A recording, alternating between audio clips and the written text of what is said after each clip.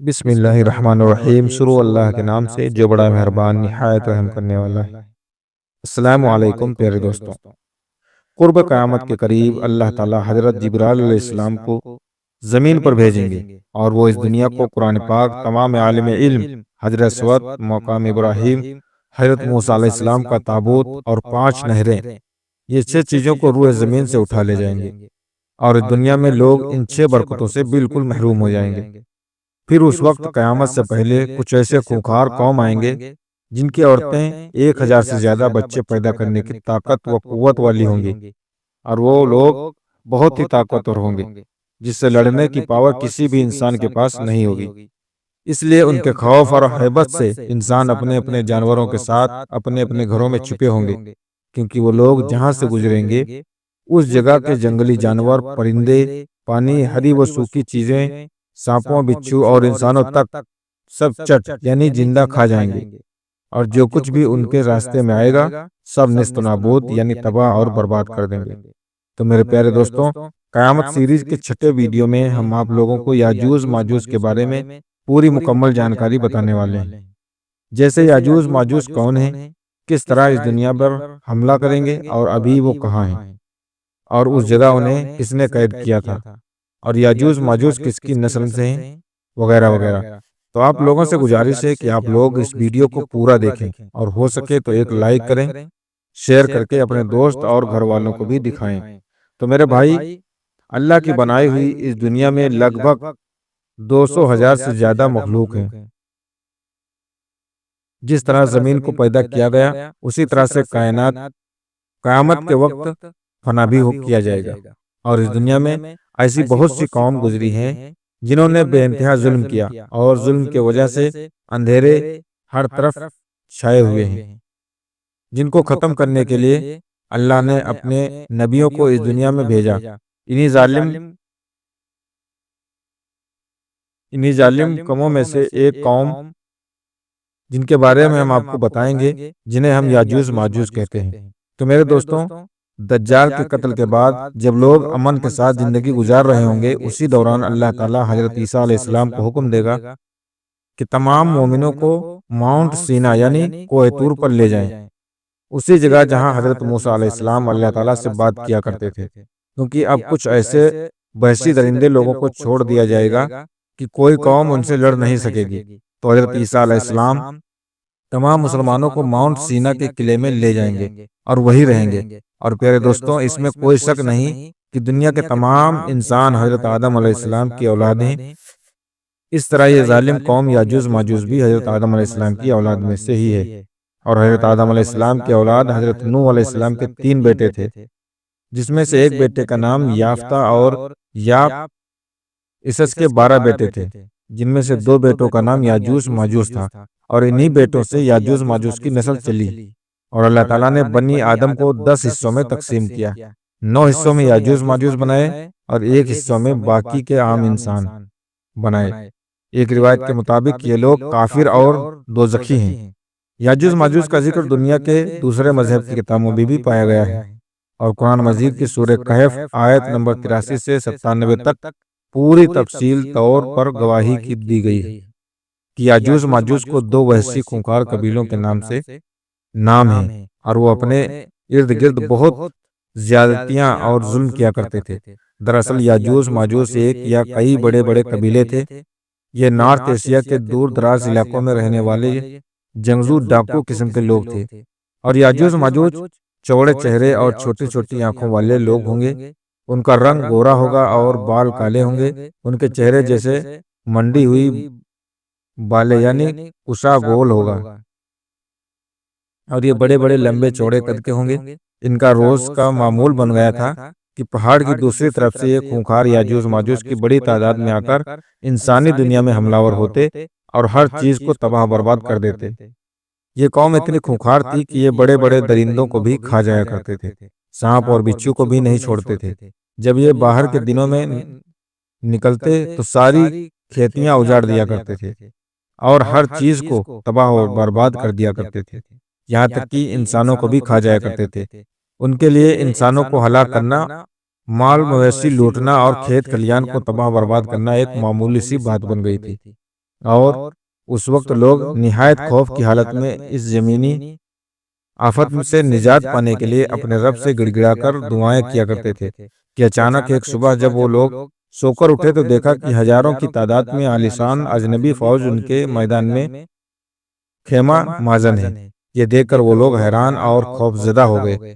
फिर उस कौम के चंद सरदार उस फौज की तरफ गए और फौज के सिपह सालार से बात करने की ख्वाहिश जाहिर की, और इजाजत मिलने के बाद सरदारों को फौज के सिपह सालार के खेमे में पेश किया गया। सिपह सालार ने सरदारों को खुशामदीद कहते हुए उन्हें एक यकीन दिलाया कि उनकी फौज न तो उनके इलाकों पर कब्जा करेगी और न ही उनके माल मवेशी और खेत खलियान को कोई नुकसान पहुंचाएगी। सरदार सिपह सालार का नरम रवैया और अच्छा अखलाक देखकर बहुत खुश हुए। लेकिन जब उन्हें बताया गया कि पहले उनको दुनिया के अजीम बादशाह जुल्करनैन के सामने पेश किया जाएगा, तो बहुत हैरान हुए और सोचने लगे कि शायद ये शख्स कुदरत की तरफ से हमारे लिए निजात का जरिया बनकर भेजा गया है। हजरत जुल्करनैन के बारे में कहा जाता है कि ये कोई नबी नहीं थे, बल्कि अल्लाह के एक नेक बंदे और बादशाह थे। इन्होंने अपनी सारी जिंदगी सफर में गुजारी। हजरत जुल्करनैन को अल्लाह ताला ने बड़ी कुव्वत और ताकत अता की थी और इन्हें हर चीज के रिसोर्सेस के दिए थे। हजरत जुल्करनैन ने एक सफर शुरू किया और वो सफर करते करते एक ऐसी जगह पहुंच गए जहां उन्हें सूरज काली कीचड़ में गुरूब होता था दिखाई दिया। वहां पर जुल्करनैन ने किसी किस्म के कुछ लोगों को देखा। अल्लाह ताला ने हजरत जुल्करनैन से कहा कि अगर आप चाहें तो इन्हें सजा दे दें और अगर आप चाहें तो इनके साथ अच्छा सलूक करें, ये तुम्हारी मर्जी है। इस पर हजरत जुल्करनैन ने कहा कि जो भी गलत होगा मैं उसे सजा दूंगा और जो नेक होगा उसके लिए कोई सजा नहीं होगी। फिर उसके बाद हजरत जुल्करनैन एक और सफर पर निकले और इस बार वो सूरज निकलने की जगह पर पहुंच गए। अब यहाँ पर भी एक अजीब बात होती है। आप देखते हैं कि सूरज और वहां रहने वाले लोगों के बीच किसी किस्म की कोई आड़ या बचाव नहीं है। वो सूरज से बच नहीं पा रहे थे। इसके बाद हजरत जुल्करनैन तीसरे सफर पर निकले, यहाँ तक कि वो दो रुकावट यानी दो पहाड़ के दरमियान पहुंच गए। वहां पर उन्हें कुछ लोग मिले जो बड़ी मुश्किल से उनकी जुबान समझ पा रहे थे और वो वही लोग थे जिनका जिक्र मैंने पहले किया है। फिर वो लोग हजरत जुल्करनैन के सामने पेश होकर किसी तरह से बातचीत करके उन लोगों ने हजरत जुल्करनैन से कहा, हमें याजूज माजूज बहुत ज्यादा परेशान करते हैं। क्या ऐसा हो सकता है कि हम आपको कुछ खर्च वगैरह दे देते हैं और आप इसके बदले में हमारे और उनके दरमियान कोई रुकावट रखकर उनका रास्ता बंद कर दें?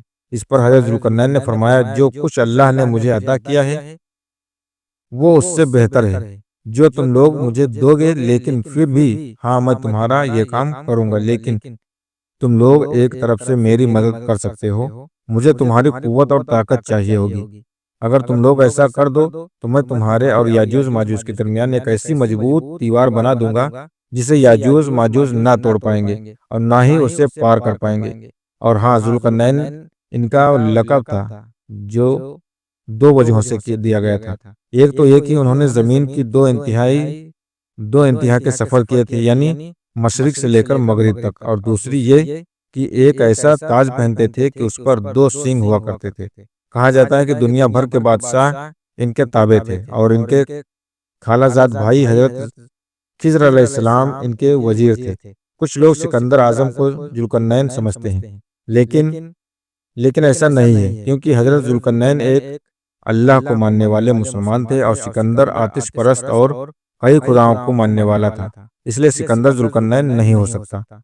उसके बाद फिर जुल्करनैन उन लोगों से कहते हैं, मेरे पास लोहे की चादर लाओ। प्यारे दोस्तों, जब हजरत जुल्करनैन हमारी इस दुनिया में आए तब लोहे का इस्तेमाल शुरू नहीं हुआ था। हालांकि लोहा शुरू से ही दुनिया में मौजूद था, लेकिन लोहे का इस्तेमाल जैसा कि आज हम होते हुए देखते हैं, ऐसा आज से कुछ साल पहले शुरू हुआ। लेकिन हजरत जुल्करनैन हमसे पहले लोहे के इस्तेमाल से वाकिफ थे, इसलिए उन्होंने उन्हें हुक्म दिया कि जाओ और लोहे की मोटी मोटी चादर बनाओ और मेरे पास लेकर आओ। और चादर कैसे बनानी है ये सब हजरत जुल्करनैन ने उन्हें गाइड किया और उन्हें बताते रहे। बहरहाल जब लोहे की मोटी चादर बनकर तैयार हो गई तो हजरत जुल्करनैन उन्हें आपस में जोड़ना शुरू किया। इस तरह वो चादर एक दूसरे के साथ जुड़कर एक दीवार की शक्ल में तैयार हो गई। जब ये दीवार खड़ी हो गई तो हज़रत जुल्करनैन ने उन लोगों से कहा कि अब इस लोहे को हवा दो। तो उन लोगों ने एक तरफ की धोख के धोख के उस लोहे में हवा दी। इससे वो लोहे की दीवार गर्म हो गई और फिर किसी तरह से हजरत जुल्करनैन ने एक तरह की बिल्डिंग करवाकर चादरों को एक दूसरे में आपस में सील कर दिया और उनके दरमियान कोई गैप, कोई दरार बाकी न रहा और वो एक सिंगल दीवार बन गई। फिर हजरत जुल्करनैन ने कहा कि पिघला हुआ तांबा लाओ। फिर वो पिघले हुए तांबे को गर्म लोहे के ऊपर डाल दिया। तांबा इसलिए डाला क्योंकि तांबा फ्लेक्सिबल होता है ताकि जलजले की सूरत में दीवार गिरने से बच जाए। और वो इस तरह बादशाह ने पहाड़ों के दरमियान लोहे की एक बड़ी और ऊंची दीवार खड़ी कर दी और याजूज माजूज का इस दीवार पर चढ़ना नामुमकिन हो गया। लेकिन ऐसा भी हो सकता है कि वो दीवार जो हज़रत जुल्करनैन ने याजूज माजूज को बंद करने के लिए बनाई थी, वो दो पहाड़ों के दरमियान न होकर एक गाड़ के दरमियान भी हो सकती है। और हो सकता है कि याजूज माजूज किसी बड़ी गाड़ में रहते हों और उसमें से निकल कर आते हों और हज़रत जुल्करनैन ने उसी गार के मुंह को उस बड़ी दीवार से बंद किया हो। फिर दीवार बनाने के बाद हज़रत जुल्करनैन ने कहा, मैंने तुम्हारे लिए दीवार बना दी है जो कि बहुत मजबूत है, लेकिन जब मेरे रब की मर्जी होगी तो ये टूट कर रेजा रेजा हो जाएगी। तो इस तरह ये कौम हमारी दुनिया से पूरी तरह से अलग हो गई। लेकिन आज भी वो दीवार के पीछे रहकर याजूज माजूज हर रोज अपनी दीवार में खुदाई की कोशिश कर रहे हैं और वो इस दीवार को तोड़ने की मुसलसल कोशिश कर रहे हैं और वो हर रोज उस दीवार को चाटते चाटते पतली से पतली कर देते हैं। लेकिन तभी उन लोगों को सूरज की रोशनी दिखाई नहीं देने की कारण उनका सरदार कहता है कि अब लौट चलो, बाकी कल खोदेंगे। और उन्हें हुक्म मिलता है कि काम बंद कर दो, अब कल आएंगे और कल खोदेंगे। लेकिन अगले दिन जब वो वापस होते हैं तो दीवार फिर से पहले जैसी हो चुकी होती है और ऐसा कयामत तक होता रहेगा और उनकी ये कोशिश कयामत तक जारी रहेगी। यहाँ तक कि एक बात काबिल जिक्र है कि याजूज माजूज के दीवार तोड़ने में एक लफ्ज का अहम किरदार है और वो लफ्ज है इंशाअल्लाह। वो रोज दीवार तोड़ने के लिए आते हैं लेकिन नाकाम हो जाते हैं क्योंकि अल्लाह ताला ने उनसे दीवार तोड़ने की तौफीक छीन रखी है और इस लफ्ज की अदायगी को भी। लेकिन वक्त मुकर्रर पर उनकी जुबान से लफ्ज यानी इंशाअल्लाह खुद ब खुदा, हालांकि वो मुसलमान नहीं है, लेकिन फिर भी उनका सरदार कहेगा चलो बाकी का काम इंशाअल्लाह कल पूरा कर देंगे। इस तरह वो सरपसंद कौम दीवार तोड़ने में कामयाब हो जाएगी। कब? जब क़यामत के करीब हजरत ईसा अलैहिस्सलाम तमाम मुसलमानों को माउंट सीना किले में ले जाएंगे। उस वक्त याजूज माजूज को बाहर आते ही हर तरफ तबाही फैल जाएगी और ताकत का अंदाजा आप इस बात से लगा सकते हैं कि हजरत जुल्करनैन एक बहादुर बादशाह थे, लेकिन फिर भी इनकी फौज भी याजूज माजूज का मुकाबला नहीं कर सके। इसलिए उन्होंने उन लोगों को इस दीवार के पीछे कैद कर दिया था। बहरहाल जब यह कौम आज़ाद हो जाएगी तो हर तरफ तबाही मचाते हुए निकलेंगे और जिस नदी के पास से गुजरेंगे उसका सारा पानी पी जाएंगे, जिस दरख्त के पास से गुजरेंगे उसे खा जाएंगे और इनका पहला गिरोह बहर तिबिया पर पहुंचेगा और झील का सारा पानी पी जाएगा। बहर तिबिया फिलिस्तीन के शुमाल में मौजूद है और वो फिलिस्तीन की सबसे बड़ी झील है। इसी तरह जब लास्ट गिरोह वहां पहुंचेगा तो हैरान होकर कहेगा यहाँ पर कभी पानी हुआ करता था। फिर यह कौम हर तरफ फसाद बर्पा कर देंगे, जिस भी चीज के पास से गुजरेंगे याजूज माजूज गुजरेंगे उसे तबाह बर्बाद कर देंगे।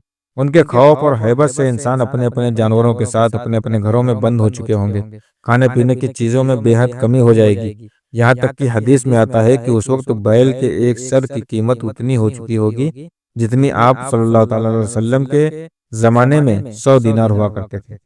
पूरी दुनिया की सड़कों पर वीरानी छा चुकी होगी, धूल मिट्टी खाक उड़ रही होगी और इंसान गायब हो चुके होंगे। और उस वक्त अगर कोई आवाज आ भी रही होगी तो वो याजूज माजूज के हंसने और चीखने चिल्लाने की आवाजें होंगी। और फिर ऐसा वक्त आ जाएगा कि सारी जमीन पर याजूज माजूज की ही कब्जा होगा। जमीन को मुकम्मल तौर पर वीरान कर देने के बाद याजूज माजूज कहेंगे अब जमीन वाले सब मर चुके हैं, अब आसमान वालों की बारी है, लिहाजा अब वो आसमान की तरफ अपने तीर चलाएंगे तो तीर खून से भरकर वापस होंगे।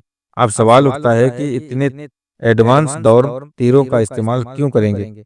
तो जवाब ये है कि याजूज माजूज नूह अलैहिस्सलाम के बेटे याफ इसस की औलाद में से हैं, और अगर हथियारों की बात की जाए तो याफ इसस का दौर तीर और कमानों की था।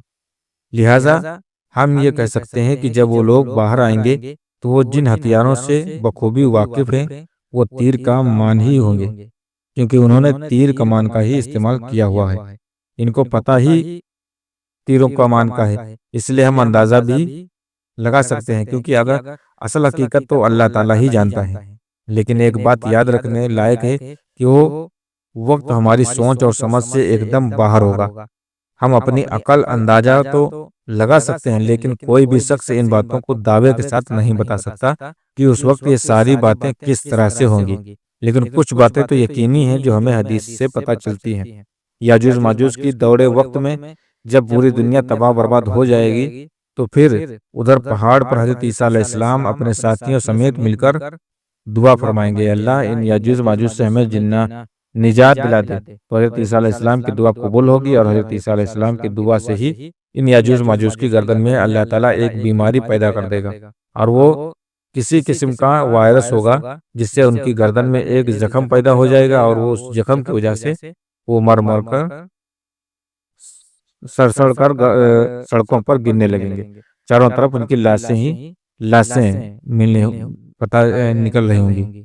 इस तरह से याजूज माजूज की सारी कौम हलाक हो जाएगी।